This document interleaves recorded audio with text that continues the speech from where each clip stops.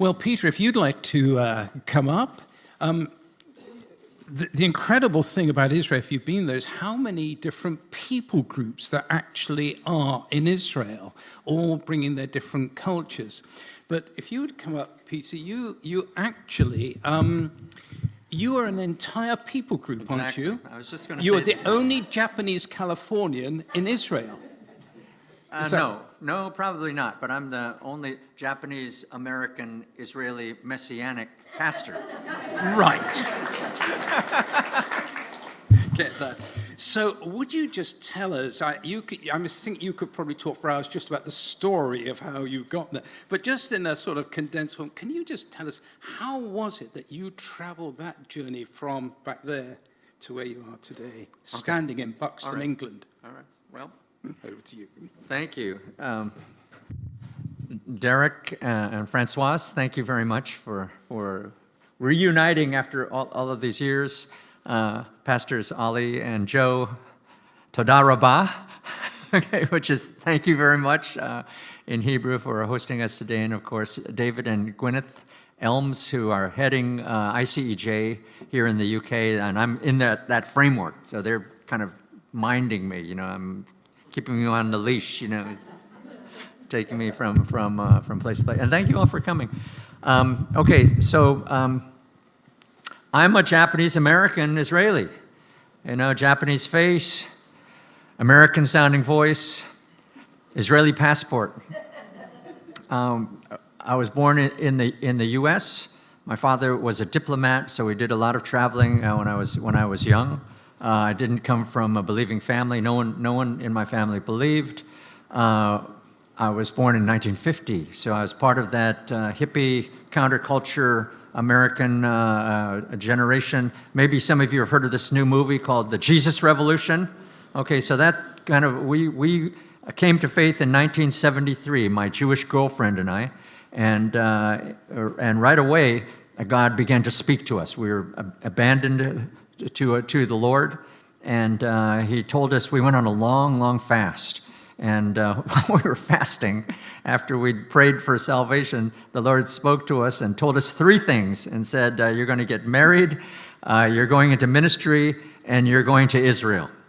And so that was 1973, so this is 50 years since then, and we're still walking that out. Of course, we thought back then that all of that was going to happen in about 5 years, okay?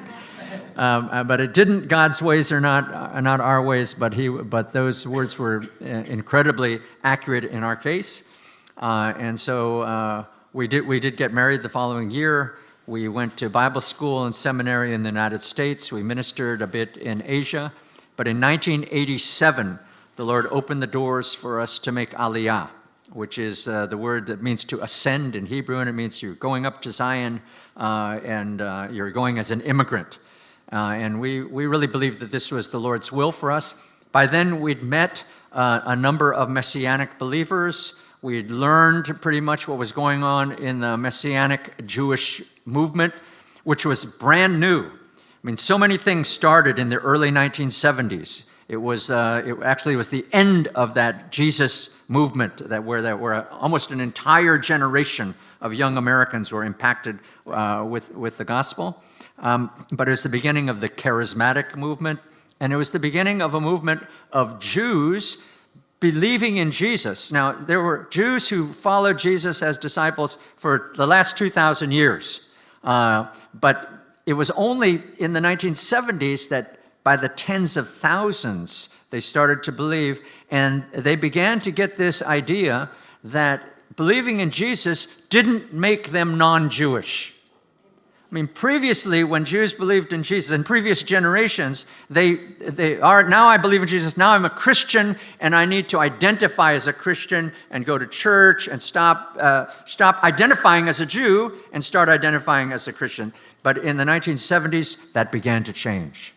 And the Jews began to say, listen, the way I read the scriptures is that Jesus is Jewish, and the disciples are Jewish, and all the people that wrote the scriptures are Jewish.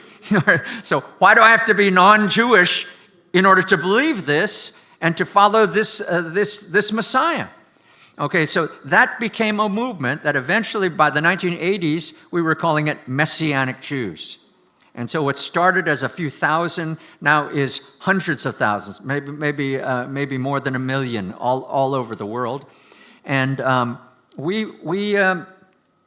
1987, when we made Aliyah, that was 35 years ago, the Lord had showed us that we should stay on Mount Carmel. He told us where we were to settle, and we became part of this first wave of Messianic people who identified with the Jewish movement for Jesus in Israel. And we didn't really realize it back then, but we became part of this wave of establishing the first visible congregations for Jesus in his own land in 2,000 years.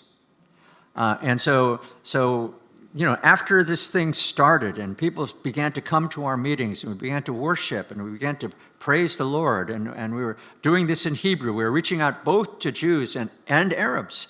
And we saw them coming together, and we saw the Prince of Peace making peace between these two sides of Abraham's family, Jews and Arabs, coming together, united under the Messiah. And, God was doing miracles in our midst. We began to realize that this was a fulfillment of what had been predicted by the prophets, both in the Old Testament and in the New Testament. And so it's been an incredible journey, an incredible adventure. But I can say that we represent a movement for Jesus that is the first generation to welcome Yeshua, Jesus, back to his own land, in his own language, among his own people, for the first time in 2,000 years.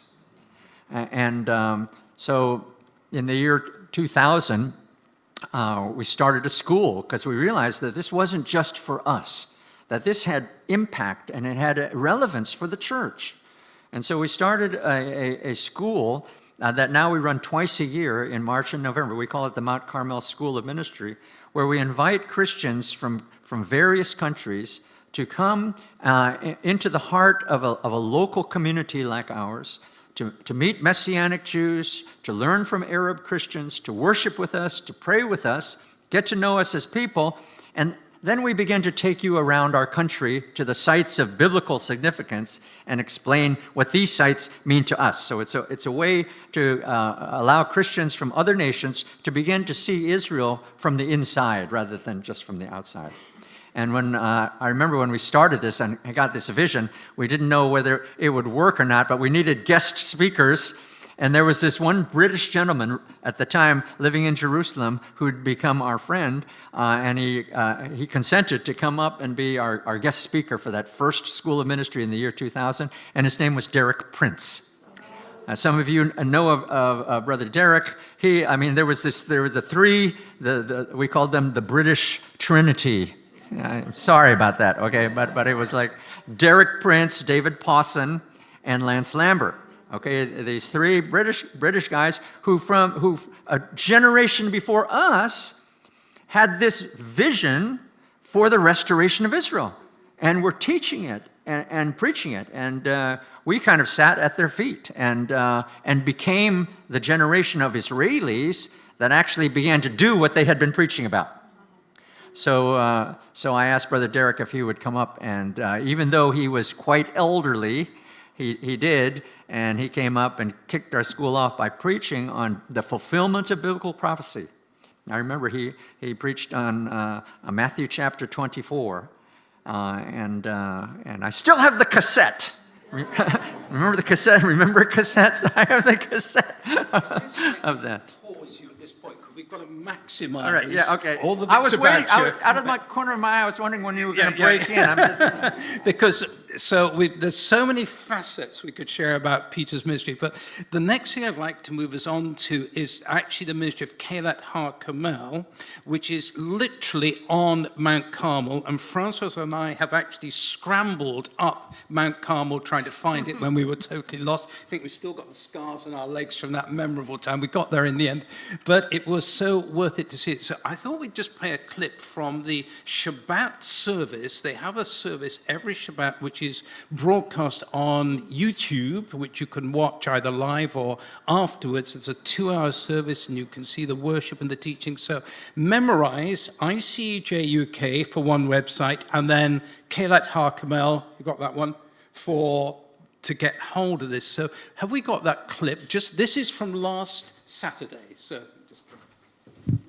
this is how to liven up your worship.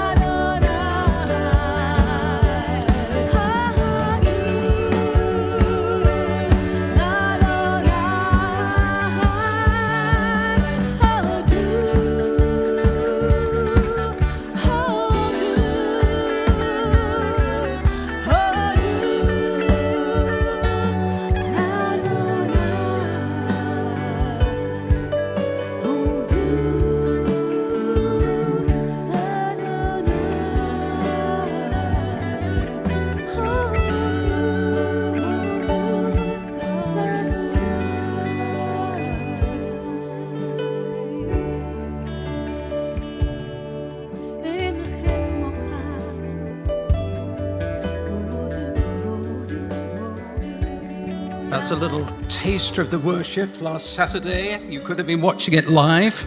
Next Saturday you can. So there we are, Ollie. You know, get everyone now all the front. Oh, yeah. We're just saying our middle child, Ezra, would absolutely love Now, you saw the subtitles that went off in the different languages, so just come and tell us the realities of ministry there. On Mount Carmel, you have, I think, many different languages of people. You've got all the different languages, and many different ministries. So just fill us in on some of them. When we, after we arrived as immigrants in 1987, it was, of course, 35 years ago, it was very different in Israel. It was a lot more difficult. There was a much more of a closed atmosphere. We've seen some real breakthroughs in the spirit, and largely through prophetic praise and worship and prayer and fasting, and, and a real kind of a spiritual breakthrough stance that we took from the very beginning. But soon after that, we met a couple who, like us, were immigrants from the United States. Like us, they were a Jew and a non-Jew married together, David and Karen Davis. Some of you may know them. And they had come to Israel to start Israel's first Bible-based drug and alcohol rehabilitation center for men. And by 1990, they decided that Haifa was the place they were going to plant this work. So we met them, and the following year in 1991, we began to pray with them about starting a new congregation. So this congregation began with the four of us back in 1991. We were a small, actually we were a growing home group when we started, but we came to this property, which is literally on the top of Mount Carmel. And this property was owned by a British Anglican-based ministry that had started in London in the 1850s. And it was started by visionaries who were restorationists, that they believed in the restoration of Israel. They were praying for the salvation of the Jewish people. The name of their group was CMJ, and then they changed it to the Israel Trust of the Anglican Church. People like Charles Spurgeon would speak at their conferences back in the 1800s, and William Wilberforce was part of that. The Clapham sect. I mean, this was like there was a move of the Spirit, and they had this vision for restoring Israel. And they'd come and purchase properties in Israel, and they'd purchase this property on Mount Carmel in 1961. So we came 30 years later, and as soon as our congregation got started, they said to us, "You are what we've been praying for over 100 years, all right? You're immigrants, okay? But you're Israelis, and you're raising up an indigenous Israeli Hebrew-speaking expression of faith in Yeshua, New Testament worship on the top of Mount Carmel. You're reaching out to Jews and Arabs. Why don't you come and use our property?" So we did, and we started, and they moved us from room to room for a couple of years, and we outgrew these different rooms, and after the third year, they said, "Why don't you pray about building your own building?" And we thought, they can't be serious. This must be some polite way of asking us to leave, because as far as we knew, no one had ever built, no Israelis had ever built a building in Israel to worship Yeshua.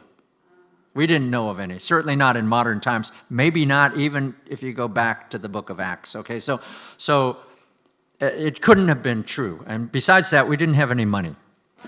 But in the end, they leased us the land under the building that you just saw. They leased it to us for 200 years for $1 a year. And we raised some funds to hire an architect and an engineer. We hired a Messianic Jewish architect, an Arab Christian engineer, and we told them, 1 Kings chapter 18 is the vision. We're here now, centuries later, millennia later, to do what Elijah did on Mount Carmel, to restore the altar of the Lord that had been torn down, to offer him a sacrifice, offer God a sacrifice that's acceptable and pleasing in his sight. We'll pray the prayer of faith, and we'll ask God to send the fire, okay, back to turn the heart of Israel back to the living God. That's what we're all about. So build us a sanctuary or design us a sanctuary that represents that. So you probably couldn't see it because of the camera angle, but there's a big circular altar, okay? And they're dancing around the altar. They're on it, and it's surrounded by these 12 rough stones, offering their bodies as a living sacrifice to God and an offering of thanksgiving. And God has blessed us. We've grown into a network of different ministries. We're still doing rehabilitation for men. In fact, at least one of the musicians on the stage is a graduate of House of Victory, okay, with an incredible story. Two of the musicians are Arab Christians, so our worship team are Jews and Arabs worshiping together on the top of Mount Carmel. We do, we're a refuge for refugees, and for 20 years we've been reaching out to African women and children. It started with Sudanese refugees who were escaping the genocide in Darfur. They escaped up the Nile into Egypt and were congregating in Cairo, where they started to being killed by the Egyptians. Some of them paid Bedouin guides to take them out into the Sinai Desert and point them in the direction of the Israeli border. And they began crossing the border 20 years ago. We were the only shelter that took the women and children for a number of years. We're still reaching out to African refugees, but now many more of the spaces that we have available are being taken by Ukrainian refugees. So we've got lots and lots of Ukrainian families that we're taking care of for the duration. Okay, no one knows how long they'll be there. We do lots and lots of humanitarian aid, but the reason we exist is to share the gospel, and we're there for the salvation of all Israel. There's a ministry that we host, that we partner with, that is producing Hebrew language videos that today are getting millions of views.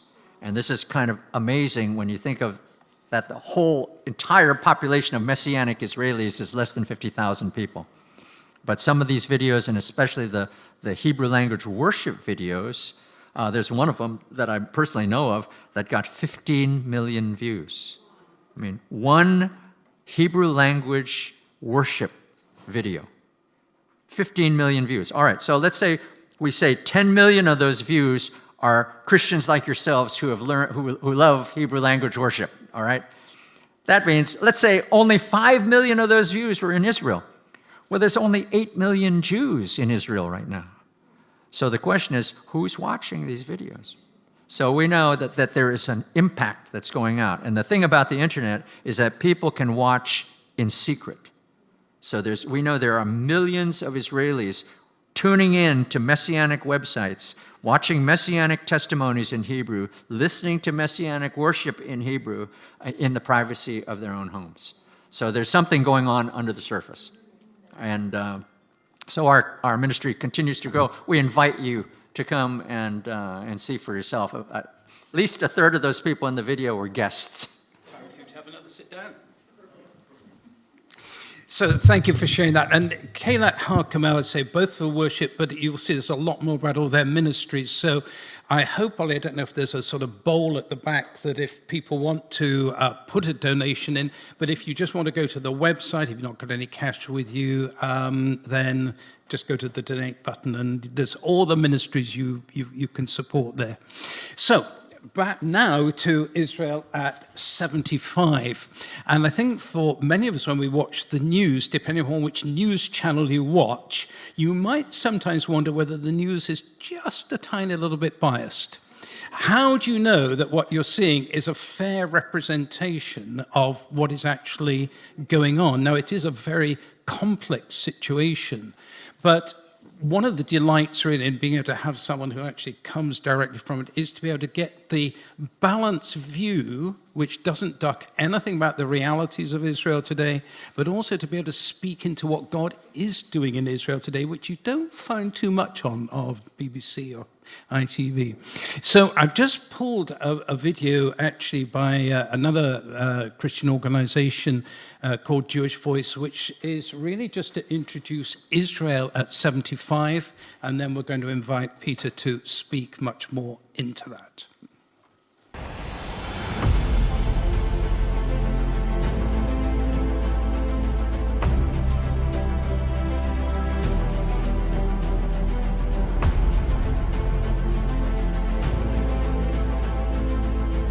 What does Israel mean to me? What Israel means to me? What does Israel mean to me? Israel to me is an example of God's promises. Israel, the people, and the land belong to the Lord. What Israel means to me? Well, just look behind me. I couldn't think of a better place to be. I'm here in Israel. Israel is a miracle. Israel is God's land. It's the nation that he has chosen, the people he's chosen for himself. He's placed his very name on Jerusalem, the city of Jerusalem. So it's so exciting to reflect on God's faithfulness as we celebrate Israel's 75th anniversary. When I consider God's faithfulness in relation to the nation of Israel, my mind goes to Jeremiah chapter 31. Only if the heavens above can be measured and the foundations of the earth below be searched out, will I reject all the descendants of Israel because of all they have done, declares the Lord. I remember the first time I was in Israel and I got to read things in the Bible, in the location, on a piece of property. And all of a sudden, all of my theology, which is abstract, became literal and tied to a real place. You know, the Bible tells us that Israel is the Lord's first son. Each time a Jewish person comes to know the fullness of God through Yeshua, that the Lord beams with pride and satisfaction. The whole country of Israel to me represent home. You know, my wife's Israeli and I've been to Israel over 50 times.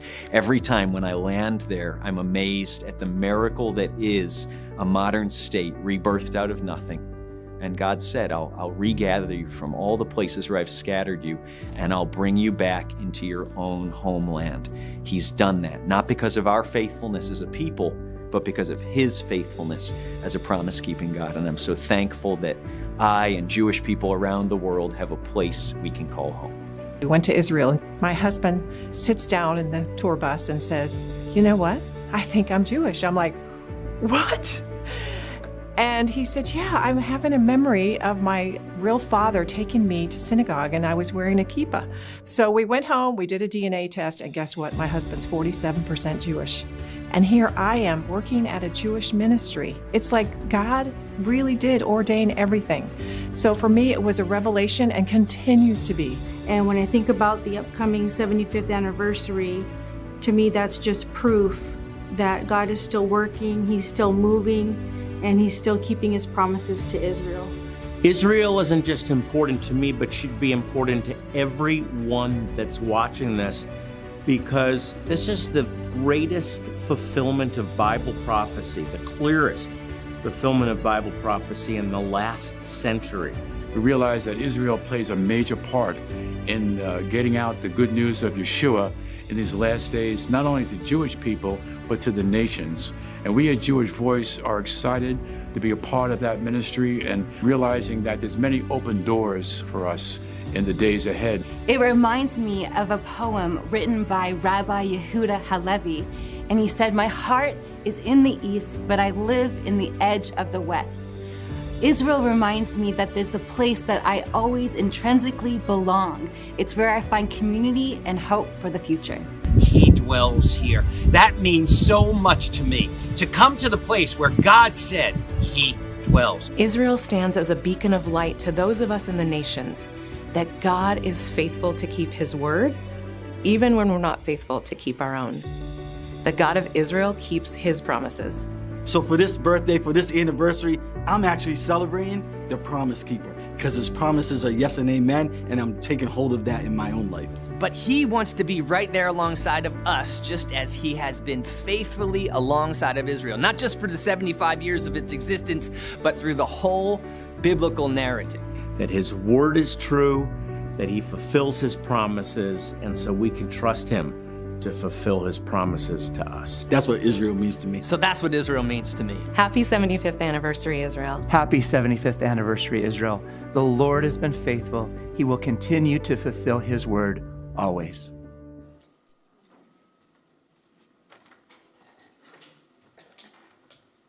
So what we're going to do, I'm going to ask Peter just to answer some simple questions like, who is Israel? Where has Israel come from? Where is Israel today? And where is Israel going to? So if you can wrap that up just in a few minutes, just like that. And then we'll have some prayer time. And it'll be good to intercede, because you may be aware of this Isaiah 62 prayer fast going on around the world, where literally millions of people, they say 5 million, maybe tens of millions, are praying for Israel in these 21 days. And you, like us, may have been either rising early or missing your breakfast or whatever to take part of it. It's been an extraordinary experience. So it's a very interesting time in global history right now to be praying and talking. So, Peter, we're so privileged to have you join all those dots. I'll try, do my best. The people of Israel are the genetic descendants of Abraham, Isaac, and Jacob. Okay, so they're a people group, and they have wandered the world for the last almost 2,000 years, and now have returned. Okay, so the physical descendants of the patriarchs of the Bible, from Isaac and Jacob, whose name was changed to Israel, these are the remnant of Israel. Of course, they've lived in other nations for almost 2 millennia. And there has been a lot of intermarriage, and so it's not an easy and clear-cut mathematical equation. Who is a Jew? Okay, so there's a lot of discussions over that. But those identifiable Jews now come back to Israel according to what is known as the law of return. And basically, the Israeli government formulated that law in the very early years of the state, and it was meant to be the reflex or the reverse of Hitler's death laws. So anyone who had a single Jewish grandparent in Nazi Germany would have been a candidate to be shipped off to the death camps. And so after the Holocaust, the nation of Israel said anyone who would have been killed by Hitler now is invited to come from anywhere in the world and claim citizenship in the state of Israel. Okay, so that's the core of the people of Israel today. This nation state, the modern nation state, was voted on by the United Nations, as so many of you know, in 1947, and this was part of a plan to create a nation state for the Jewish people that went back many years before that, and had been actually handed to the British government by the League of Nations after the First World War. So before the First World War, the place where Israel is today, the land that they called Palestine, was ruled by the Turks. And then after the First World War, it came under the mandate, or it came under the authority of the British government. And at the time, the British government was saying they were looking favorably at the creation of the state of Israel, but they never did it, and then the Second World War came. After the Second World War, another international body was created called the United Nations. And this was passed, the question about what do we do about the Jews was passed to the United Nations. And in 1947, a historic vote was brought to the General Assembly. Will we partition the land between an Arab state and a Jewish state? And it was the historic vote was that, yes, the United Nations voted for partition, okay? And so something that they probably would never do today, but anyway, so it opened the way for the creation or the declaration of a Jewish state. But I think it's really important to understand the situation, the political situation that Israel faces today, to know that the Arab nations in the neighborhood, okay, in fact, all of the Arab Muslim nations voted against the creation, the partition. So they voted against the United Nations plan, and when it passed anyway, they refused to accept it. And so from day one, Israel was at war with all of the Arab countries. And there's one way to understand why they're so opposed, and to this day opposed, is that, of course, there's religion, and their book, the Quran, says nothing about an inheritance of a land that's been passed from Abraham, Isaac, and Jacob. In fact, if anything, it says the reverse, all right, that it was given to the other side of Abraham's family. So one way to understand this conflict between the Arabs and the Jews in our region is that the Bible describes it as basically a family feud. Two sides of Abraham's family arguing over an inheritance. And any of you who have been involved in something like that, you know how bitter and unreasonable it can be. Another way to understand this is that The people of Israel, we know, had a long biblical history. They rose up, they were formed into a nation by God himself. They were given this land, and they became a nation in the land and had a golden age under King David and King Solomon. Then they were eventually attacked, scattered, and destroyed by their enemies, and began this long wandering. And, you know, many nations in history have had similar stories, okay? They start as a family, as a tribe. They grow to be a great nation. They have a golden age. They're attacked and scattered by their enemies, and that's their story, all right? I mean, history is made up of hundreds of thousands of such stories. But one nation, after they were scattered, began to wander from country to country, from nation to nation, from continent to continent for nearly 2,000 years. And then they came back to the land where they began and started again as a modern nation. Okay, that sequence of events has happened exactly once in human history. And it happened on our watch, okay? And it happened to the people of Israel. So if you want to look at it from the eyes of people who don't believe the Bible, like our Muslim neighbors, okay, they have another book, okay, that they believe is a revelation from God, okay? If you don't believe the Bible, it makes no sense. People don't come back to where they began after wandering for 2,000 years, all right? It doesn't happen. So the Arabs tend to look at the formation of the state of Israel as a big accident, a catastrophe. How could this have happened? Okay, because they don't have the benefit of the prophetic words of Scripture. Okay, so they never accepted that, and so the history of modern Israel after the state was declared in 1948 has been war after war after war after war. And so in understanding Israel at 75 years, it's not over yet. Okay, our close neighbors, okay, I'm talking about Lebanon, Syria, Jordan, and Egypt. Those are our next door neighbors, okay? We've had wars with them since 1948 at least 3 times, big wars, I mean, real wars. And basically they've decided pretty much that they don't want to do that anymore, okay? And we have peace with 2 of them, with Jordan and with Egypt. We don't face existential threats. So in the early days of Israel's existence, the wars that we had, it was like either you win this or we all die, all right? Either we win this war or the nation that we started is over, all right? That really we don't face except with one example today, and that's the nation of Iran. Because we know that Iran is building a nuclear weapon. The world knows that Iran is building a nuclear weapon, and they have overtly threatened us for decades.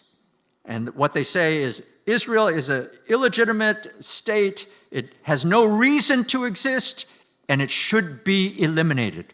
I mean, they're not ashamed of saying that in the United Nations General Assembly. And at the same time, they're building a nuclear weapon. So this is an existential threat because a nation our size can absorb about 1 of those nuclear weapons, all right? And so it just can't be allowed to happen. And this is understand that this is the external environment that every Israeli just understands and lives with, okay? Inside of Israel, we've got lots of tensions. Some of you, or if you follow the news about Israel, you know that every week there's demonstrations of over 100,000 people. Okay, they're for the government, they're against the government. There's this huge tug of war going on inside Israel.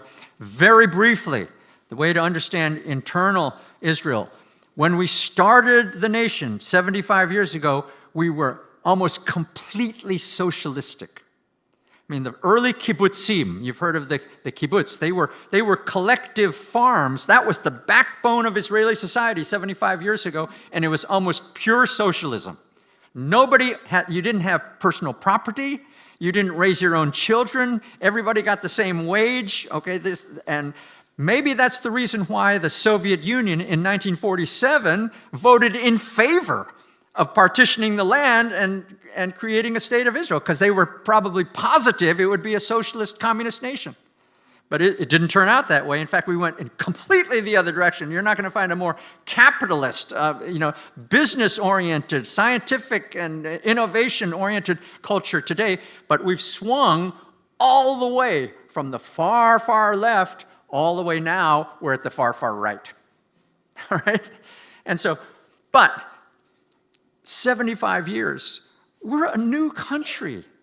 Modern speaking, we're just starting. I mean, here in Britain, you've been a nation for over 1,000 years, right? You've got history. I mean, it's, history as a people, history as a nation. You have different governments. You've had kings. You've had this, that, and the other. Parliaments, prime ministers, monarchs, okay? I mean, this is you have a long, long history. Think of us, 75 years. It's nothing. It's nothing. We're a young country. So these tensions inside the country, I would describe them as growing pains. Okay, growing pains. And the nation will get through this. And what's going on is we're struggling for a modern identity. We don't really have a modern identity. They've called the United States a melting pot because you had waves of immigration, everybody melted together, right? That's the American ideal, right? The melting pot. Well, Israel is a salad bowl. You've got clumps of this, clumps of that. Like you said, this ethnic group, this people, these immigrants. We got Ethiopian Jews who come back. They're black Africans. All right. You've got the European Ashkenazi who come back. They're white Europeans. You've got the Indian Jews from India. They come back. They're Indian. You've got the ones who come back from North Africa. They're Arabs. I mean, they speak Arabic at home. They look like Arabs, but they're Israelis. I mean, they're Jews. And everybody just shaking together. Okay? That's Israeli society today. There are two big poles going on. A big tension in Israel that will probably be with us for as long as we exist. And that would be one reason why Israel was created was to be a homeland for the Jewish people. The Jewish state, that there would be one nation state in the world for and of the Jewish people, okay, the Jewish state. Then the other ideal in Israel is to be a real democracy, where every citizen has equal rights and equal value before the law. And right now in Israel, we've got 8 million Jews and about 2 million Arabs who are Israeli citizens. So how can we be the Jewish state and a true democracy where every one of our citizens has an equal right and an equal vote at the same time? That's the struggle. That's the tension of Israel. And we're going to swing this way and we swing this way. Now, tension is not necessarily bad. Tension can make you strong. And I would say, pray for Israel as a young country that will learn, our center will become strong as we respond to the different poles. And we will succeed in being a Jewish state and a true democracy. That's what the struggle, that's why the people are in the streets week after week. They want to preserve the democratic nature, and then there's a lot of groups who want to strengthen the Jewish nature. Okay, so it's back and forth. That's the story of modern Israel. Now, in the local congregation, we know that what the scripture says is that all Israel shall be saved. That ultimately, we're going to have to deal with opposition to our status as Israelis, opposition to what we believe. And having ministered in the United States and in Japan and now in Israel, I can tell you, and traveled a lot over the last 30 years, I can tell you that of all the nations, probably Israel is the hardest to bring the gospel to today. Because it's a special case. When you bring the gospel to the Jewish people, you're bringing the word of God to people who are unbelievers. But they are the very people who wrote the Bible. They wrote the Bible. They preserved the Bible for thousands of years. They gave the Bible to the world, and from the biblical revelation come our heroes. And just about all of them are Israelis. All right, and so to bring the gospel back to these people, it's a totally unique approach. Okay? It's a nation like other nations, but it's really not either. And there's a hardness that is in the heart of Israel that it goes beyond the wounding of the persecutions and even the wounding of the Holocaust. Okay, certainly a lot of opposition to the gospel comes because of that, and the treatment that they received as a scorned minority group in the countries of the world where they wandered. But there's more than that. There's a supernatural hardness, and the veil is only removed by the Holy Spirit. And every Jew that you talk to, and you ask them, how did you come to the Lord? How do you know that Yeshua is your Jewish Messiah? They're going to tell you a story. They all, okay? And it's really in Israel. It's in its first generation still, but they're coming, and it's quite an amazing story. But it's destined to change the church. This is a huge event when you take into consideration not just the fact that it's a historically one-off event, but that in our Bibles, God says multiple times he's going to do that. He says, I will scatter you among the nations, but I will never forget you. I will bring you back to the land I promised your fathers. I am the Lord your God who keeps covenant, whose word is true, whose promises are forever. I will bring you back. I will never break my covenant with your fathers. And the gifts and the calling of God for you, Israel, are irrevocable. You may sin, you may wander, you may go this way, you may go that way. But God says, but I'm never changing my mind, and I will bring you back. And so in those same verses in the book of Romans, God says, and so all Israel will be saved. So the truth is, we face serious enemies of the gospel in Israel. The ultra-Orthodox community, we share a lot of values with them. They believe in God. They love the scriptures. They are pro-life. They will stand against the LGBTQ agenda of the ultra-secular Jews. But they vehemently, sometimes violently, disagree with us about the identity of Jesus the Messiah. Okay, and right now they are politically empowered, and they would like to pass legislation that would actually put us in jail for sharing the gospel. Okay, so we have real enemies and politically strong enemies. Nevertheless, we know that God's plan is for all Israel to be saved. And so this is just to give you a kind of an overview of and I believe this is important for the church, because what's beginning to be defined is a new understanding of how we walk out our Christianity. And a new understanding, we understand that we Gentile Christians, we're the wild olive tree branches that have been grafted into the Abrahamic tree. And the strength, the sap, the nutrients come from the roots. And so as the church begins to reconnect in our generation with our Hebraic roots that come directly from the writers of the scripture, and we begin to realize that when we come to faith, truly Abraham is our father, okay? Not Billy Graham. Not John Calvin, okay? As great as these our Christian forefathers are, we're grafted into the Abrahamic tree, and that's where the power comes from. That's where the strength comes. That's where the revelation comes from. We're realizing this is a message for the church, and it's time for the church to be revived. Paul the Apostle, Romans chapter 11, he says, if the Jewish rejection of the Lord meant salvation for the world, what will their acceptance be but life from the dead? And so I know one of the reasons the Lord sends me here is to be your witness and to tell you they're coming to the Lord now. Israel is back, and they're turning towards Jesus. Come and see it for yourself. Come and dance with us. All right, worship the Lord.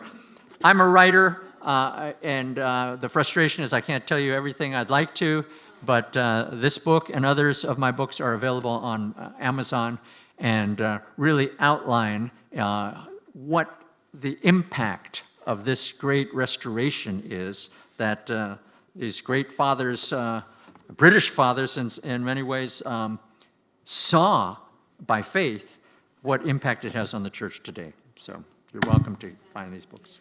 Peter, thank you so much.